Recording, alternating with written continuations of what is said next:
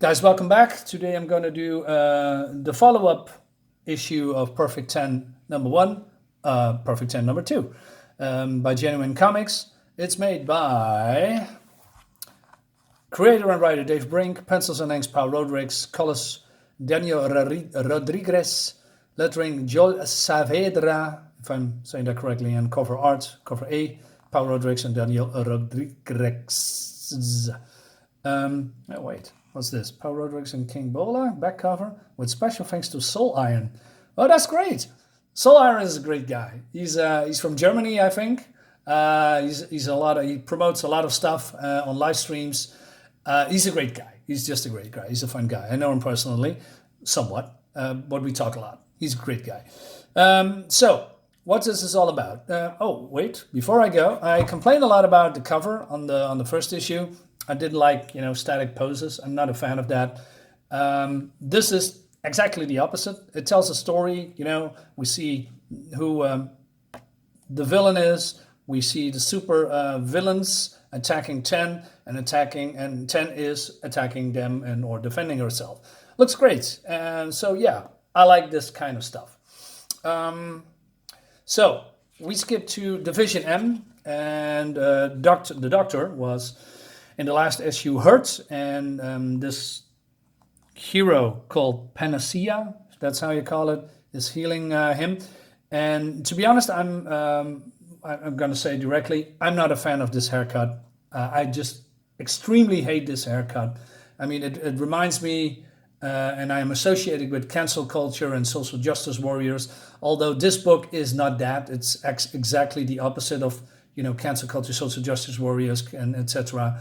No, this is, but I just don't like the haircut. It's not sexy for me. It's not feminine for me, and it doesn't look good.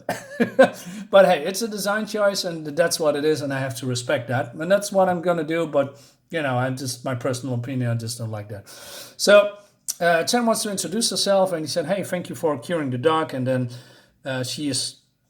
Panacea is very condescending. He said, "The mere thought that there were 9 others like you makes me sick." So, okay, we established that. Then Max comes in with the Doctor and talks to 10. And 10 is a little bit concerned about all the carnage was going on in the last issue, that, well, the whole facility was slaughtered or was destroyed. And because of the murders they committed. And he says, well, there's a lot of problems with superpowered beings in the world. We need to protect the people of the city. Otherwise, if we didn't do that, the city would be destroyed, etc., etc. So, and that makes 10 a little bit pondering, because she is, the traditional hero she wants to be. And Max is somebody, we tried the normal route, incarcerating the supervillains, try to rehabilitating them, but that doesn't work. So they have to go to extreme measures like assassination to get rid of, the evil guys that doesn't want to get over to the good side. So, and then we skip to the bad guys. We see here, I believe she is the leader of the whole group, and I instantly love her design. I love the colors, by the way. The whole colors through the whole book is very popping. I like that. And the villainess says, well, she was fed up being hunted and getting, her underlings, if you will, our teammates, getting slaughtered. So she's going to retaliate. That's the setup, and she has a plan for that. So, skipping it, well, not really skipping, but this superhero team is called, I believe, Auxilium, if that's how you say it, and I believe this is the leader, and the Doctor is, the father of the leader of Auxilium. I believe he's the leader, but I'm not entirely sure. And they have a chat with each other, and the son is very angry at the Doctor because the Doctor's wife died. It was in the last issue, he explained that. And the son said, listen, I have to cover for you the whole time while you are working in your laboratory. I have to make up excuses. and he was there when she died, and then it makes him really, really angry and also very sad. And basically, he tells his father, "Van, hey, listen, our relationship is done. I don't want to see you anymore."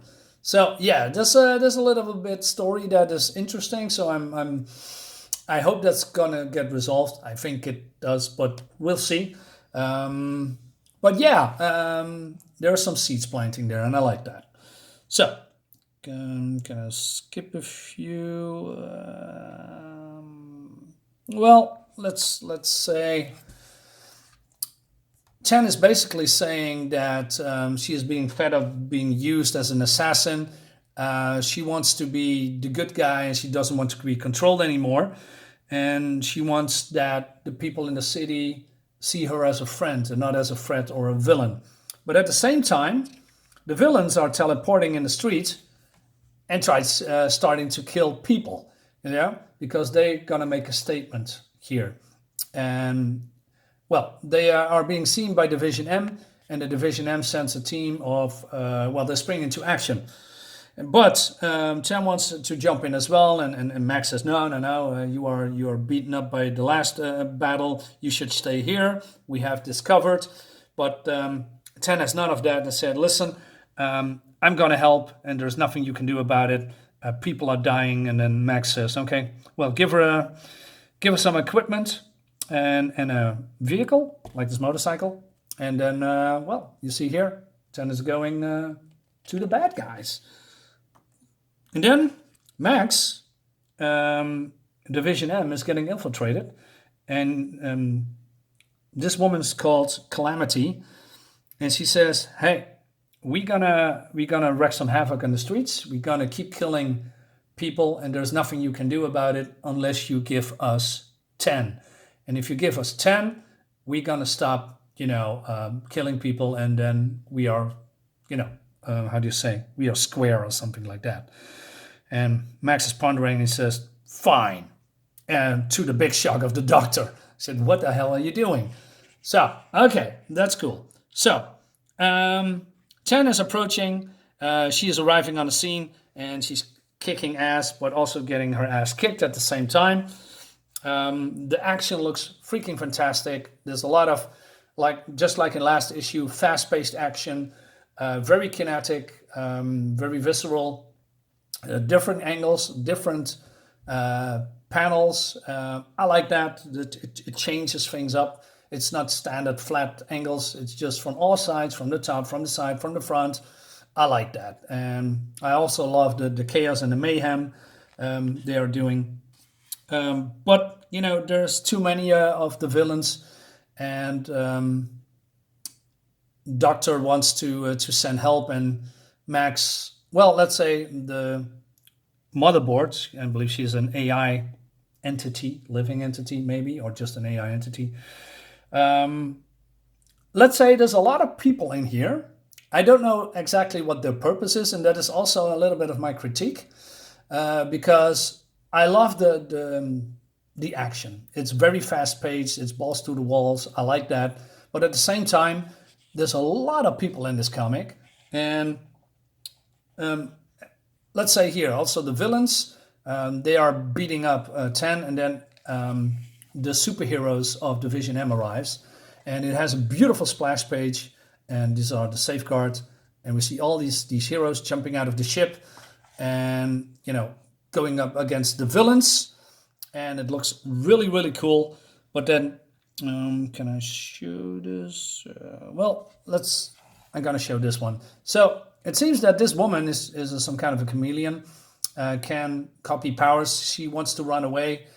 And I believe she's going to be one of the good guys, because one of her teammates killed cops, and she was there in shock, standing there like, oh man, what am I doing here? This is not what I want. So yeah, I'm interested seeing that. And then wait. No, I'm not going to show you that. I'm going to let you see this. So I'm basically not in the... Okay, I'm rambling again, so let's stop. The bad guys are going away and take 10 with them. And the last page is more like a concerned doctor, and we see the city in shambles and destroyed and in mayhem. And yeah, that's basically the end of the book. We have some pinups as well, and other books like Power Trip and Dream Girl. I'm interested in this. I'm interested in all of them, by the way. And then we have this beautiful looking back piece. Yeah, cool. And did I show you the stickers? I'm forgetting. I got some stickers. I believe I showed them, but I'm not entirely sure anymore. So yeah, is it good? Yes. The critique that I have is, like I said earlier, there's too many people in this book, and that's not really a bad thing. But I like to have some more fleshed out characters. You know what the motivations are, where they come from, how they get their powers, etc. Maybe we get that in issue 3. I hope so, because if we are doing, full throttle action the whole time, which is cool, and I like that very much, but I think you should do that in bursts and not, going issue 3, issue 4 and kicking people's asses, although it looks cool. So I hope there is some more fleshed out storylines with, maybe with Calamity, the villainous. What is her motivation? What does she want? Who are the other heroes? Who is Auxilium? We shall see. But yeah, Perfect 10 number 2. Quality is really great. Nice thick cover. I love the black borders again. It gives it pops really cool. Yeah, and the colors looks fantastic. So yeah, props to Dave and his crew. I'm gonna back Perfect 10 number 3 if it comes out. And yeah, I highly recommend this comic. It's still in demand, by the way, so I'm gonna leave the link in the description. So if you want to check this out, you can also buy issue 1 and you get all the perks. Oh, speaking of perks, I finally... wait a minute, I'm gonna show you.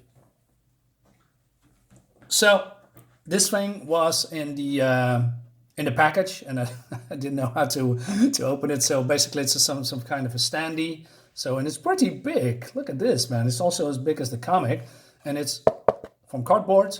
So you can, have it standing here behind you, in front of you, or wherever you want.